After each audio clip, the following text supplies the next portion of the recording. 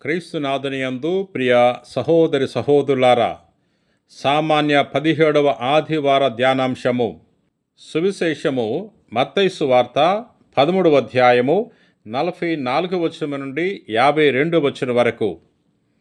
పరలోక రాజ్యము పొలములో దాచబడిన ధనం వలె ఉన్నది.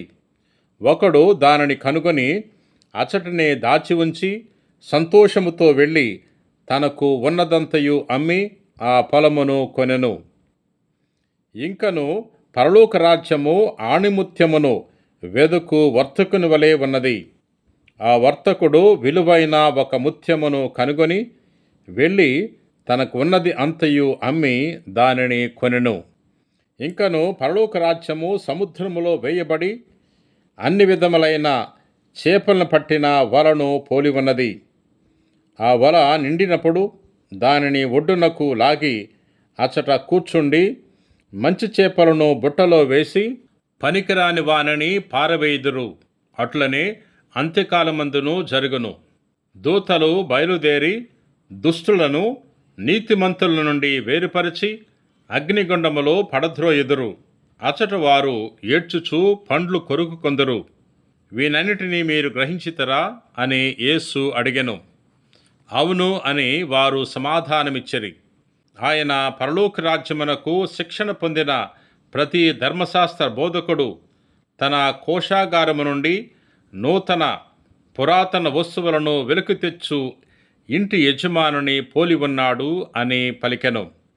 ఇది క్రీస్తు సువిశేషము. క్రీస్తువా మీకు స్తుతి కలుగునుగాక.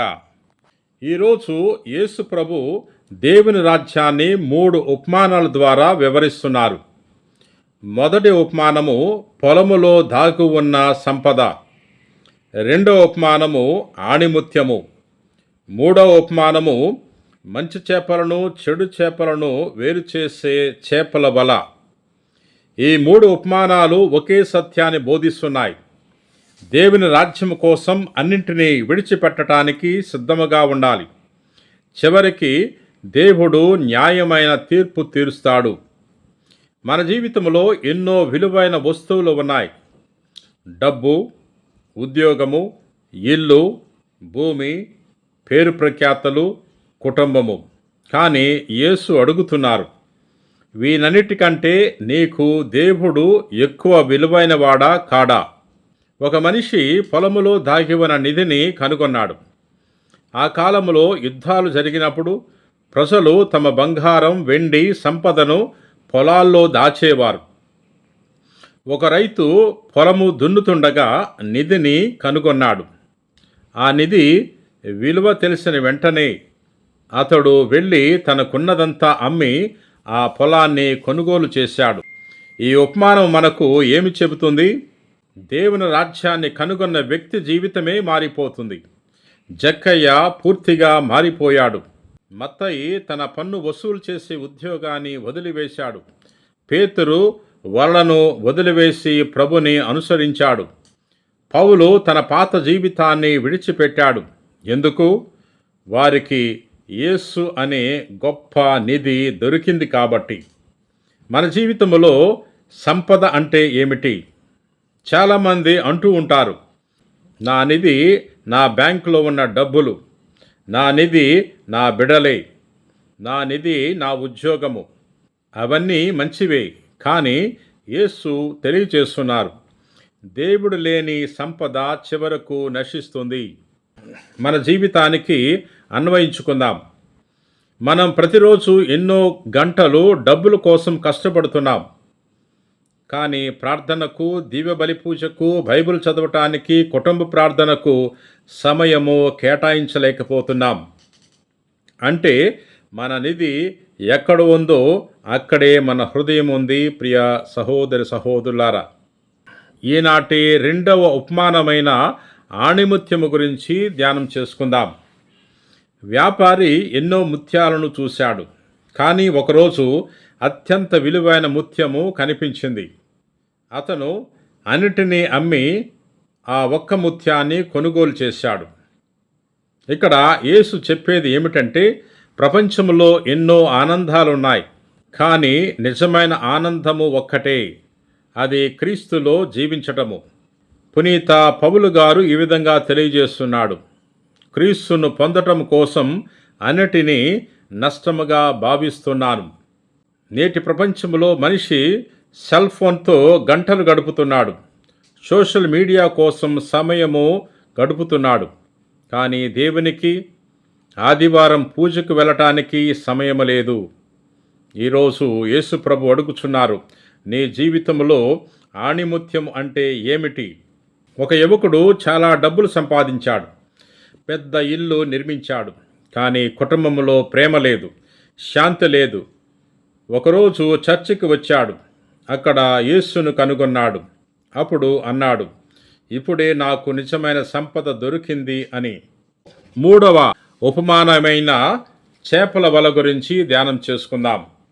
వలలో అన్ని రకాల చేపలు పడతాయి, మంచివి చెడ్డవి. చివరకు మత్స్యకారుడు వాటిని వేరు చేస్తాడు. ఈ ప్రపంచంలో కూడా మంచివాళ్ళు ఉన్నారు, చెడ్డవాళ్ళు ఉన్నారు. వారు కలిసే ఉంటారు. కానీ చివరికి దేవుడు తీర్పు తీరుస్తాడు.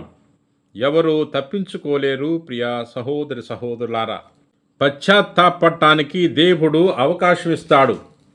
మార్పు చెందటానికి దేవుడు ఎదురు చూస్తూ ఉంటాడు. కానీ ఒకరోజు తీర్పు ఖచ్చితంగా వస్తుంది అని మనము తెలుసుకోవాలి. ప్రియ సహోదరి సహోదరులారా, నేను దేవుని రాజ్యాన్ని మొదటి స్థానంలో ఉంచుతున్నానా? నా ప్రార్థన ఎలా ఉంది? నా కుటుంబంలో దేవునికి స్థానం ఉందా? నా సంపద నన్ను దేవుని నుండి దూరం చేస్తుందా? నేను స్వర్గానికి సిద్ధపడుతున్నానా లేదా అని మనందరం కూడా పరిశీలించుకోవాలి. ప్రియ సహోదరి సహోదరులారా, ఈ మూడు ఉపమానాలు మూడు గొప్ప పిలుపులను మనకు తెలియజేస్తున్నాయి. మొదటిది, దేవుని రాజ్యము అమూల్యమైన నిధి. అది లభిస్తే మిగతావన్నీ వచ్చినట్లే. రెండవది, దేవుని కోసం త్యాగం చేయాలి. త్యాగం లేకుండా శిష్యత్వము లేదు. మూడవది, తీర్పు అనేది నిజంగా జరుగుతుంది. మన జీవితాన్ని పవిత్రంగా జీవించటానికి ప్రయత్నం చేయాలి. కుటుంబాలకు దేవుడి రోజుచ్చే సందేశం ఏమిటంటే, ప్రతిరోజు కుటుంబ ప్రార్థన చేయాలని, ఆదివారం దీవబలి పూజలో పాలు పంచుకోవాలని, పిల్లలను విశ్వాసముతో పెంచాలని. సంపదను సంపాదించండి, కానీ దేవుణ్ణి కోల్పోవద్దు. ప్రేమ, క్షమ, సేవల ద్వారా దేవుని రాజ్యాన్ని మీ ఇంటిలోనే ప్రారంభించండి. ప్రభు అయిన యేసయ్య, నీవే మా జీవితంలోని అమూల్యమైన నిధివి. మించినదేదీ లేదని గ్రహించే జ్ఞానాన్ని మాకు ప్రసాదించండి. లోక సంపదల కంటే నీ రాజ్యాన్నే ముందుగా వెదికే హృదయాన్ని దయచేయండి. చివరి తీర్పు దినాన నీ కుడివైపున నిలిచే కృపను మాకు అనుగ్రహించండి. మా కుటుంబాలను నీ ప్రేమలో నడిపించి నీకు సాక్షులుగా జీవించే శక్తిని ప్రసాదించమని మా నాథుడైన క్రీస్తు ద్వారా మనవి చేయుచున్నాం తండ్రి. ఆమెన్.